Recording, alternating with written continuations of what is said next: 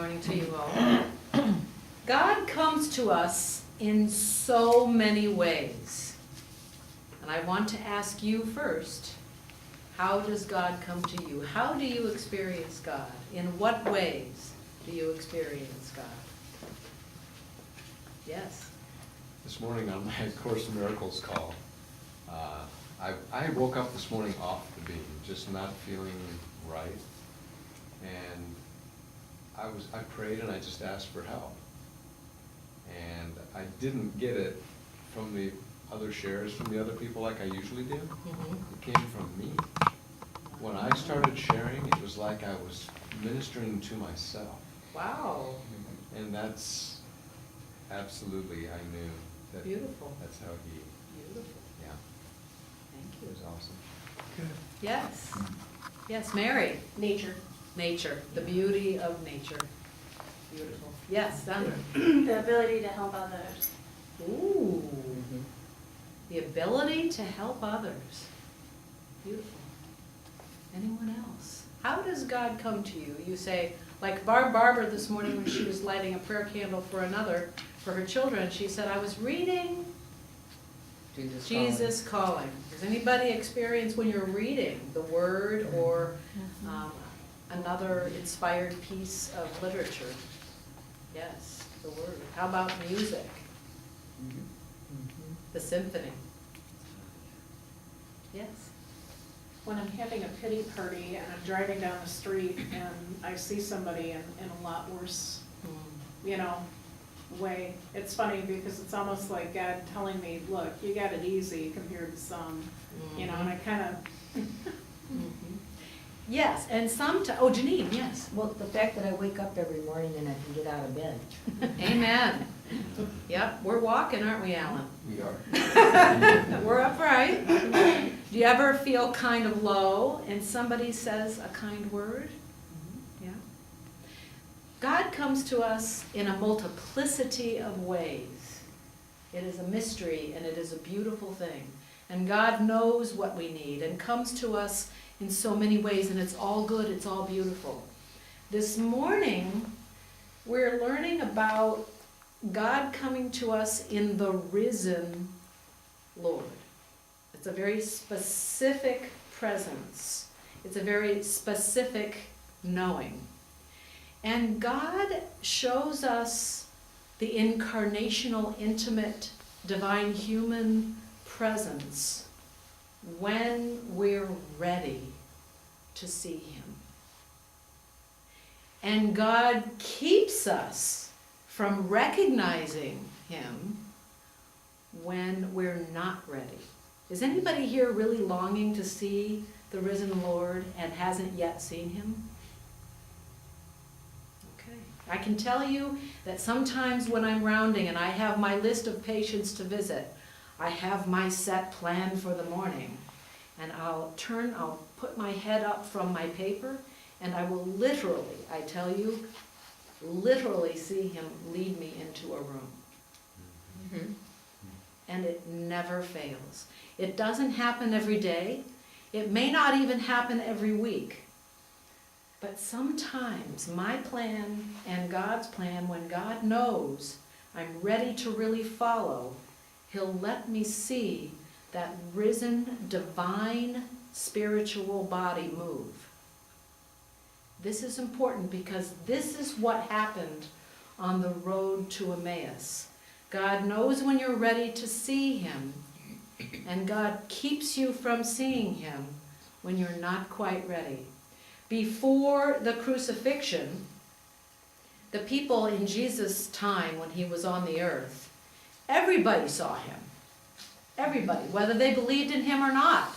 They saw Him walking the Galilean hillside. They saw Him in Jerusalem. They saw Him in the temple.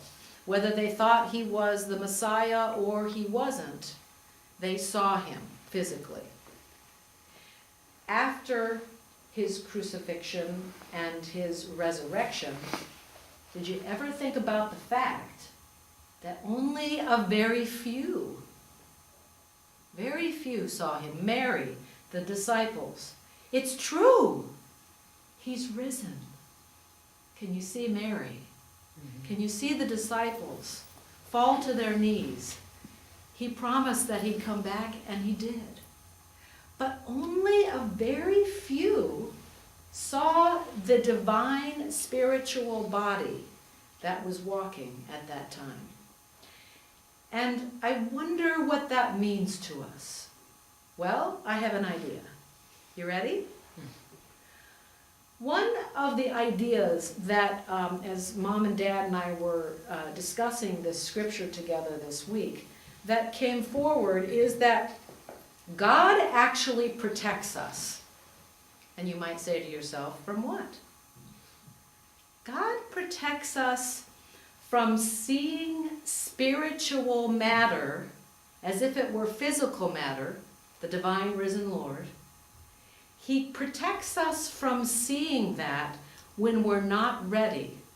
Because if we were to see him, what would that do to us? That would prove, wouldn't it? And if we're not ready in our hearts to receive the Lord, if we're not ready, it would force us to believe, wouldn't it? And if you wonder what the nature of love is love forcing? Can you make someone love you? No. Love me, darn it. No. Love is something that is very free, like a butterfly. If you love someone, you must let them go. Love is the kind of thing that cannot be coerced or forced on us, especially when it comes to faith in God. So we're protected. We're protected from seeing him if we're not quite ready to do it. That's why in sort of the popular saying in our, at least in our country, I don't know anywhere else in the world, but when you say you have to believe before you see, you know that saying? You must choose to believe before he gives you sight. It's like the readiness of the human brain to read. Anybody here who's a teacher knows that there is a point in a child when they're ready to start reading, and they pick it up and they run with it. That's the way it is with our spirit. There is a readiness to seeing him. And that is why so few saw him. They were not ready at that time. My father shared with me the few months after his spiritual awakening, and this was back, I believe, in the 80s. He was without a feeling sense of his faith. He could think with any theologian, but he wasn't feeling his faith. He had a spiritual awakening so that he knew the Lord was real. But that had to happen before 2 months after that. He was riding on a 2-engine propeller plane, flying home from meetings, feeling depressed. He was feeling very low. Anybody here not like meetings? I don't know why. He didn't tell me this week why he was so depressed and low. But he was on this 2-engine propeller plane, and there were 2 people, other passengers in front of him. And he was the one sitting in the back. And remember, he had had his spiritual awakening 2 months before that. And he decided he would take a little rest. So he put his head on the fuselage and he closed his eyes. But he said that he wasn't sleeping. And at that time, he said he perceived this feminine, this female angel swoop down, and he'd never had a spiritual experience before this moment. This is kind of like the disciples. This beautiful angel came, just her face from above, and swooped up to his cheek, and just like paper thin distance between her cheek and his cheek. And it startled him, and it went deep inside his heart and in his being. And as soon as he opened his eyes, she vanished. And he realized that he had just seen an angel. He had just been touched deeply and comforted by her beauty. And then he woke up, and it stayed with him ever since. The reason I'm sharing this story with you, his point in sharing this, is that he first had to have his spiritual awakening before he saw spiritual matter like it was physical matter. Has anybody here ever seen an angel? Or seen the risen Lord? Yes, Sandra? Can you explain? Many times. Many times. Yeah. I prescribe to actually Native American, that's my family name, from Wolverine. And we do vision quests and sweat lodges, and we actually see your relatives and angels and things in front of you. Beautiful. Yeah. And you're sitting next to one who loves that too. Oh. Did you know that? Very good. Anyone else? Yes, Mary and Dan? I just mentioned, I think I know I mentioned it to you before, when I had one of my surgeries, the emergency surgery back in 2014, and I guess I was still out, but I woke up and saw the Lord walking towards me. And then I also saw Abraham Lincoln on the left side, sitting in the chair All right. with his pose like this, Yeah. like we That's often right. saw during the Civil War, because he was really depressed about that. And, but yeah, And it was more real, these visions are more real than we can describe, really. And I could tell when Dan shared this with me that it shook him in a good way. Yeah. Yes. I've seen my grandmother numerous times, but I've also heard things. I was very, very depressed one day years ago, and I went out to my pond, and I was drained. I just had had enough. You know, there were things going on, and I don't even remember now what was going on. It was probably my mom, you know, was sick, and I just, you know, remember going to the pond and just, you know, sitting there just, I'm done, I can't take it anymore. And all of a sudden I heard a voice say, just trust me, you know, and it was really moving. And that, you know, sound also is physical. Has anybody auditorily heard a voice like Mary? Have you ever heard a voice speak something to you? Yes. Yeah, so all of this means that at the time when Jesus was just coming into his risen body after the crucifixion, most people did not see him. A few did. And what we can take from this for our own lives is to trust that he will show himself to us when he knows that we are completely ready, and will keep from us that which we are not ready to really see. All of this, seeing spiritual matter, hearing spiritual matter, or comprehending spiritual reality, all ultimately has to do with loving. Because we cannot see the qualities of God if we are not loving the qualities of God. What was Jesus doing on the road to Emmaus? He was listening compassionately to those two who were so discouraged. What were they saying to themselves? Oh my goodness, we thought he was real. Do you ever find yourself doubting or questioning, where have you been, God? Or to a friend, I thought you were a better friend. I doubted you, and you didn't come through for me. And the discouragement that they felt.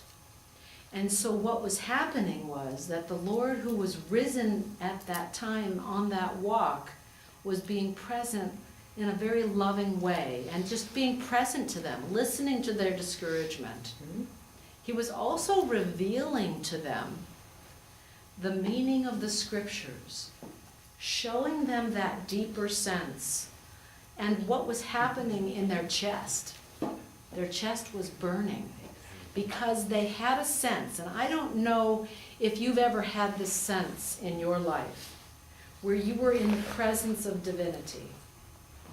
This is an important question now.